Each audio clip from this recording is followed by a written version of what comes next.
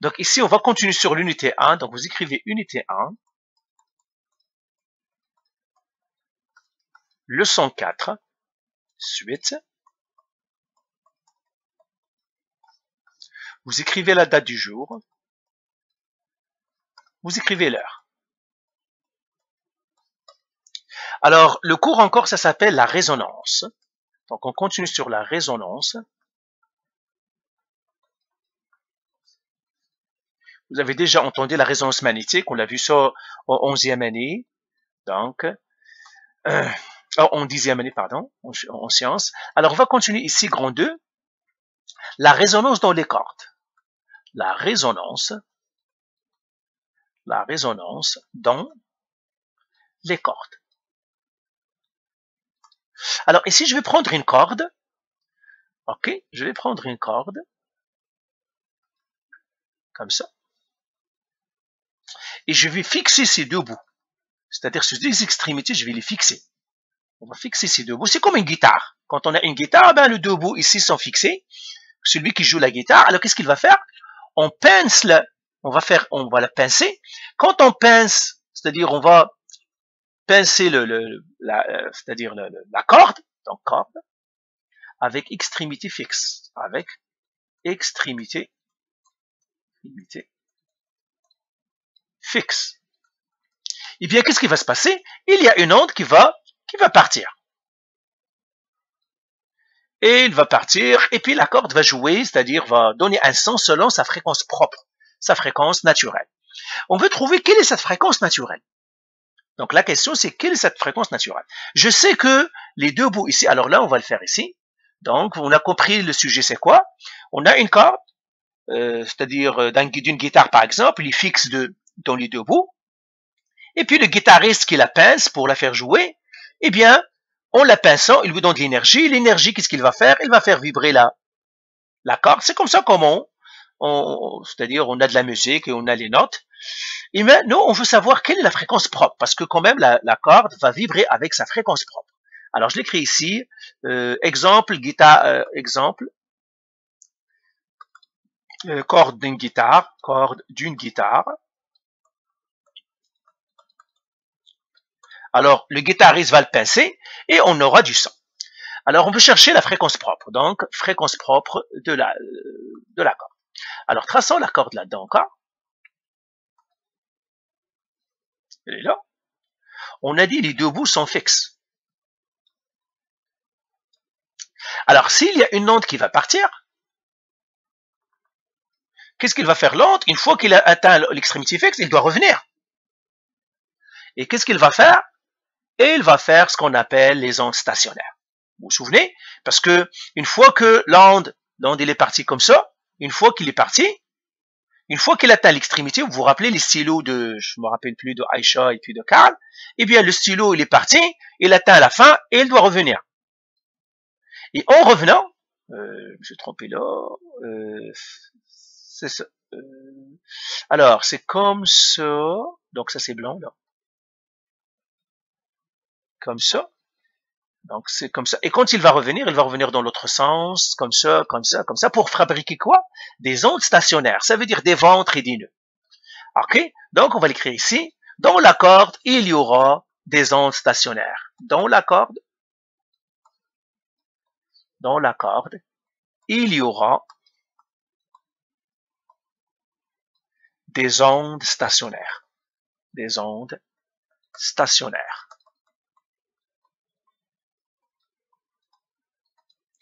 Donc j'aurai la corde, il y aura des ondes stationnaires. Je vais la faire encore ici. Alors là c'est fixe. Ça c'est fixe. Et c'est fixé, ça veut dire il ne bouge pas, ça veut dire que ce sont des nœuds. Donc j'ai déjà un nœud. Et là j'ai ici un nœud. Alors il y aura des ventres et des nœuds. Maintenant, la corde peut fabriquer un seul ventre. Je peux avoir un seul ventre au lieu de plusieurs. Quand la corde a un seul ventre, on dit qu'on a la fréquence fondamentale. La fréquence fondamentale, c'est pour un seul ventre. Donc on va l'écrire ici. La fréquence fondamentale de la corde correspond à un seul ventre. À un seul ventre. Donc la fréquence fondamentale, ça correspond à un seul ventre. Mais la corde peut vibrer avec plusieurs ventres. C'est pour cela qu'il y a plusieurs fréquences naturelles. La plus petite fréquence naturelle, c'est ce qu'on appelle la fréquence fondamentale où il y a un seul ventre. Alors maintenant, on va calculer, disons, on a la corde est égale à L, on va calculer cette fréquence fondamentale. Alors on va faire ici, donc, trouver la fréquence fondamentale. Donc, trouver la fréquence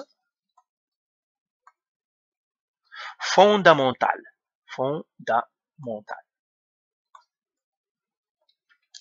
Alors, la fréquence fondamentale, comment on va le faire? Eh bien, j'ai un seul ventre. Donc, tout simplement, vous vous rappelez, quand on a un seul ventre, donc, attendez, ça c'est pas bon. Quand on a un seul ventre, vous vous rappelez que donc j'ai un point fixe ici, un nœud, un autre nœud, et j'ai un seul ventre. La longueur de la corde, je vais faire un bon dessin. Donc, je vais faire le dessin ici. Ça, c'est la corde. Donc, j'ai un point fixe ici, un point fixe ici. La corde va faire un ventre, comme ça, comme ça. La longueur de la corde, c'est L. D'accord? Il va faire un ventre, on s'étire un petit peu, mais sa longueur naturelle, c'est L. Mais nous avons déjà dit que un ventre, c'est lambda sur 2.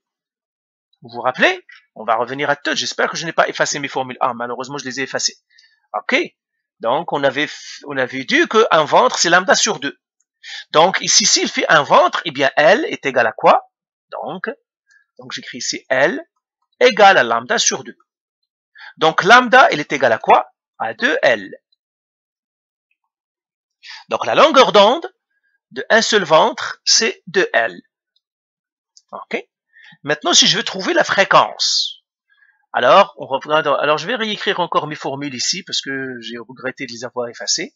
Je vais les écrire encore. Nos formules pour les ondes sont toujours vraies, mais je vais vous les donner ici toutes. Alors, on a dit toujours, on doit sortir T, la période, la fréquence, la longueur d'onde, la vitesse de l'onde, le delta T, le D, la distance parcourue, le nombre N, le nombre de cycles. Alors, on a ajouté d'autres informations, donc comme quand on a par exemple l'effet Doppler, les autres formules avec les battements et tout, mais on va garder tout simplement ceux-là. OK? Et nous avons dit que T, donc ça c'est la période, et nous avons dit que la période c'est delta T qui divise D, donc ça est égal à delta T qui divise N, le nombre de cycles. L, c'est N qui divise delta T. La longueur d'onde, nous avons dit, c'est la vitesse qui multiplie la fréquence. Et nous avons dit aussi, la vitesse. Donc, on a fait la longueur d'onde. Je vais le mettre. OK. Je vais faire comme ce qu'on a fait l'avant. Je n'ai pas donné les formules ici, j'ai donné tout simplement les paramètres. Là, j'ai donné les formules, je vais les faire ici. Formule. Donc, je vais vous les rappeler encore ici. Je vais les faire c'est ça. La fréquence, on a dit, c'est 1 sur T. Et puis, la fréquence aussi, on a dit, c'est N sur delta T.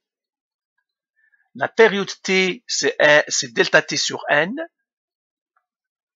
C'est delta T sur N. On a dit que la vitesse est égale à la fréquence fois le lambda. On a dit aussi la vitesse, c'est lambda qui divise le temps. OK?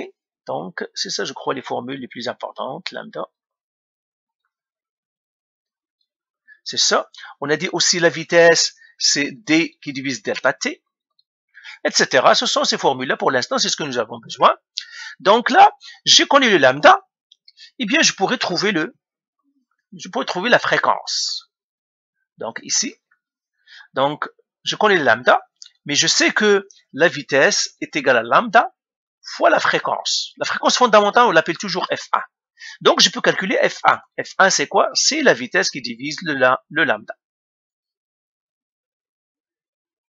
Donc, on a la fréquence fondamentale F1 est égale à V sur le lambda.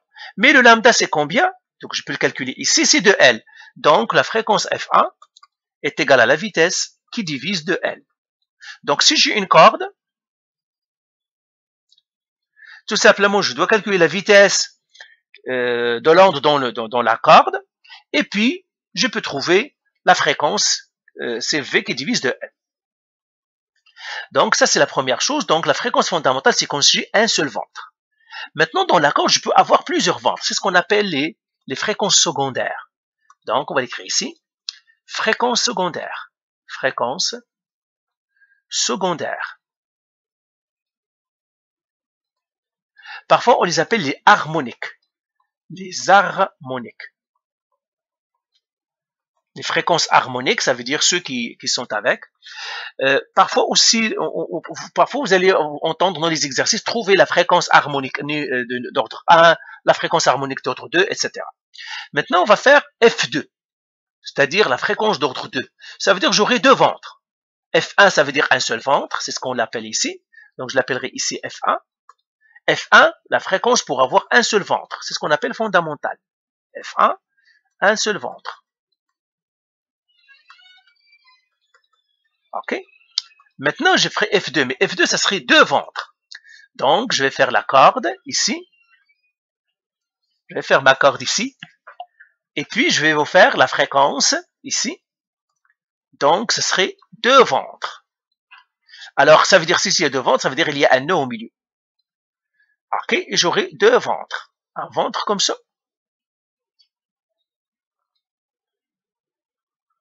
Voilà, j'aurai deux ventres. Un ventre comme ça et un ventre comme ça. Et toujours, on a la longueur comme ça. C'est toujours la longueur ici. Comme ça. Pardon, la longueur c'est L, c'est pas le lambda, c'est L. C'est la longueur c'est L. Comme ça.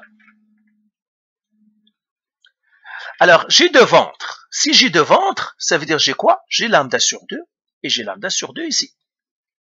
Alors, L est égal à quoi? Lambda sur 2 plus lambda sur 2. Donc, je pourrais écrire L égale. Donc, L est égale à lambda sur 2 plus lambda sur 2. Et là, L est égale à quoi? Lambda sur 2 sur lambda sur 2, c'est lambda. Comme ça. Maintenant, je peux calculer le F2. Le F2, vous vous souvenez, c'est la vitesse qui divise le lambda. Eh bien, le F2, il est égal à quoi? La vitesse sur L. Comme ça. Mais on a aussi une formule, parce qu'on a trouvé le F1, c'est quoi? C'est la vitesse sur 2L. Eh bien, regardez, si je fais F1 et je le multiplie par 2, je vais trouver F2.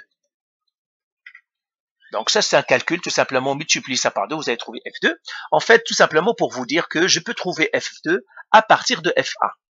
Donc je peux trouver F2 à partir de F1, donc F2, elle est égale à 2 F1. Donc si j'arrive à trouver F1, je pourrais trouver F2 avec deux ventres. Maintenant, si j'ai trois ventres, eh bien ça va être à peu près la même chose aussi. Donc si j'ai trois ventres, donc je mettrai ici F3. F3, ça veut dire trois ventres. Eh bien, qu'est-ce que je vais avoir? Ben, je vais avoir la même chose. Je vais vous faire ça, ça comme ça. Et puis, tu as trois ventres. J'ai lui ici qui sera fixe. Et puisqu'il y a des ventres, eh bien, ça veut dire j'ai un nœud ici, un autre nœud ici. Et j'aurai trois ventres. Comme ça.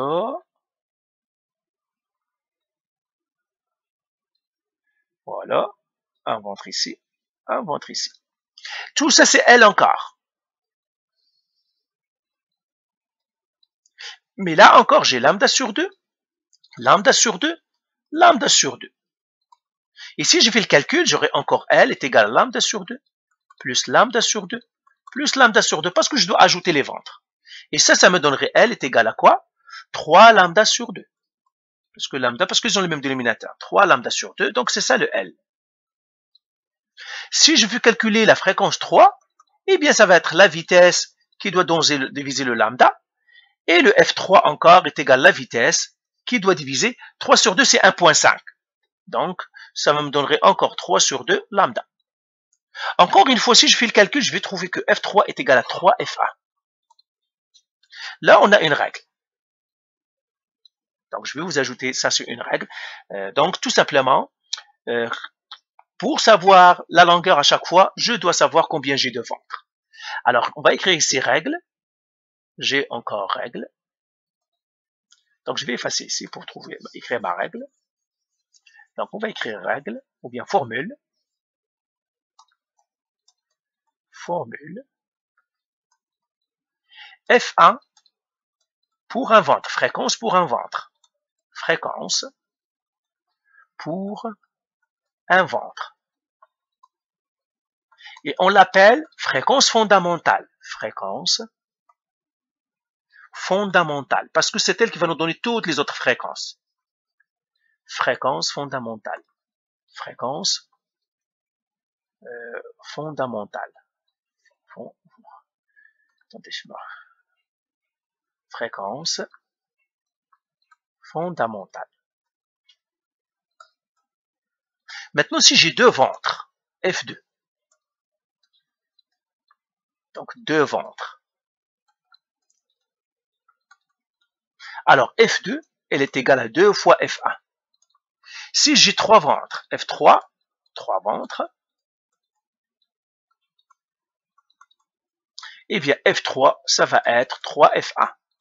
Maintenant, si j'ai N ventres, N, Fn, on l'appellera Fn, N ventres. N, ça pourrait être 4, 5, 10 ou 3, 2. Par exemple, si j'ai 10, ça va être F10, ça veut dire 10 ventres. Eh bien, F10 égale à 10 F1. Donc, nous avons maintenant cette formule-là. Ah, Fn, pardon. Fn est égal à N F1. N, Fn est égal à N F1. Ça dépend du nombre de ventres. Là, je vais l'ajouter à la banque des formules. Je vais les ajouter ici. Fn est égal à N F1 pour les cordes. Pour les cordes d'une guitare. D'une guitare. Alors là, ça pourrait peut-être une guitare ou l'autre, mais ça doit être fixe. D'une guitare avec des extrémités fixes. Avec des extrémités fixes. Alors, on va faire un exemple avant de passer à autre chose. Ok. Donc, on va faire un petit exemple. Ok, je vais faire cet exemple-là. Voilà. Ok. C'est ça. Alors, je vais effacer tout.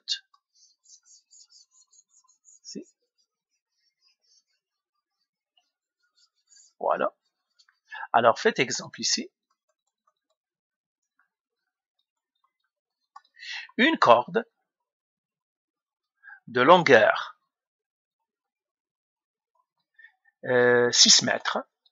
Une corde de longueur 6 mètres dont est fixée aux deux extrémités. Est fixée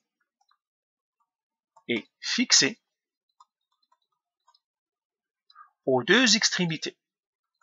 Aux deux extrémités. Ok.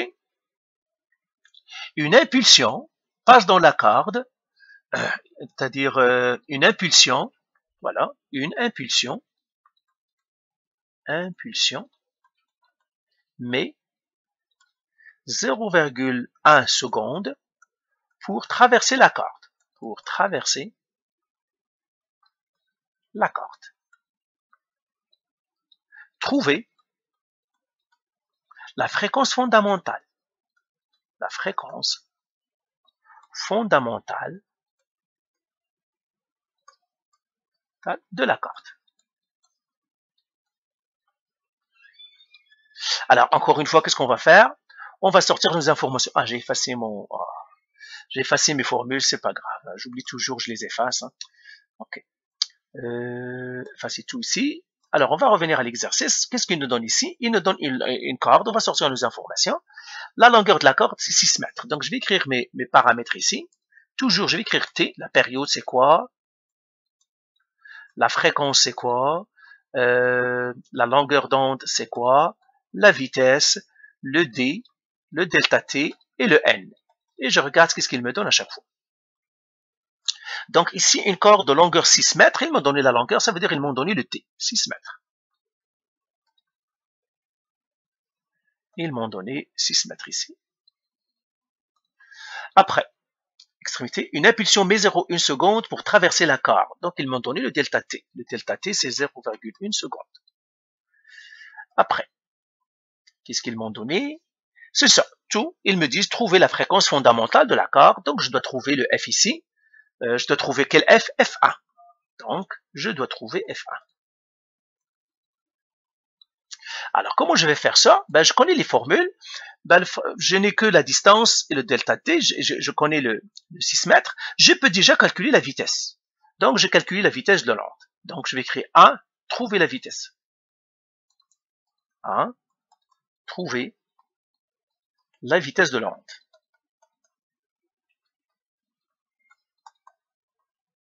Alors, la vitesse de l'onde, c'est quoi? C'est D sur delta T. Et je calcule la vitesse, 6 mètres, qui divise 0,1 seconde. Ça me donnerait 60 mètres par seconde. J'ai trouvé ma vitesse. Donc, ma vitesse, je pourrais l'ajouter dans la banque. 60 mètres par seconde. Maintenant, je veux trouver F1. Mais F1, on a dit c'est un seul ventre. Alors, on va faire ici trouver F1. Trouver F1. Mais F1, on a dit c'est quoi? C'est un seul ventre. Je pourrais même le tracer. J'ai la longueur de la corde, le L est égal à 6 mètres. Et je vais avoir un seul ventre ici. Maintenant, le ventre ici, c'est lambda sur 2. Et bien là, qu'est-ce que je vais faire? Eh bien, je vais faire L est égal à lambda sur 2. Ça, c'est la formule. On a dit lambda est égal à 2L. Eh bien, j'ai déjà mon lambda. Mon lambda est égal à 2L, c'est 2 fois 6, qui est égal à 12 mètres. Donc là, je pourrais déjà écrire mon lambda, c'est 12 mètres. Maintenant, je dois trouver la fréquence. La fréquence, c'est toujours la même formule. Comment je trouve la fréquence? Je connais que la vitesse est égale à lambda fois la fréquence. Alors, la fréquence, c'est ce que je cherche. Donc, F est égal à la vitesse qui doit diviser le lambda. Et puis là, j'ai la fréquence. La vitesse, c'est quoi? 60 mètres par seconde. Qui doit diviser le lambda? Combien je l'ai trouvé? 12 mètres. Eh bien, la fréquence, ça va faire quoi? 5 Hz. Donc, voilà, j'ai trouvé la fréquence fondamentale de la corde. Et là, je donne une réponse. La fréquence fondamentale de la corde est 5 Hz. La fréquence fondamentale de la corde est 5 Hz.